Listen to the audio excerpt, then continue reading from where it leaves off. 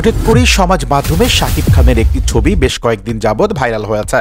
সেখানে দেখা যায় শাকিব খান রুগ্ন দেহে একটি থালা হাতে বসে আছেন, হয়তো কিছু খাচ্ছেন এবং সেই খাবার দেখেই তিনি কান্নায় ভেঙে পড়েছেন।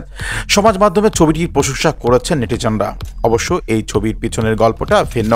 তাণ্ডব সিনেমার সিকোয়েন্সে এই ছবিটি মূলত ক্যামেরাবন্দি করেছিলেন ক্যামেরার কারিগর ফারহান রোমান, আর এটি সমাজ মাধ্যমে শেয়ার করার পরেই লক্ষাধিক শেয়ার হয়েছে। সমাজ মাধ্যমে এখন এটা টক অব দ্য টপিকে পরিণত হয়েছেন। শাকিব খান যে তার কাজের প্রতি কতটা ডেডিকেটেড, শাকিব খান যে তার কাজের প্রতি কতটা মনোনিবেশ করেছেন, সেটা হয়তো এই ছবির মধ্যেই প্রকাশিত হয়েছে।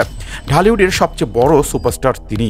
সুপারস্টার থেকে এখন হয়েছেন মেগাস্টারও। দর্শকদের কাছে তিনি একক রাজা, যেই রাজ্যে শুধুমাত্র একজনই রাজা রয়েছেন। শাকিব খান দিন দিন নিজেকে ছাড়িয়ে গিয়েছেন অন্য উচ্চতায়। প্রিয়তমা সিনেমাটির পরে তুফানের মাধ্যমে যে আলোচনা তৈরি করেছিলেন, সেটা যেন বরবাদের মাধ্যমে নতুন করে এসেছিল।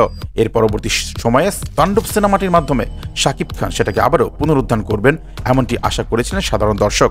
শাকিব খান তাণ্ডব সিনেমায় অপরূপ দৃশ্যগুলোকে ফুটিয়ে তুলেছেন নিখুঁতভাবে, আর এজন্যই শাকিব খান প্রশংসিত হয়েছেন নেটিজনদের কাছে। সমাজ মাধ্যমে শেয়ার হওয়া এই ছবিটি যেন প্রমাণ করে শাকিব খানের অভিনয় স্কিল ও ম্যাচুরিটি লেভেল। হয়তো এরপরে বলিউড ও হলিউডের নায়কদেরকে হার মানাবেন ঢালিউডের এই মহা তারকা।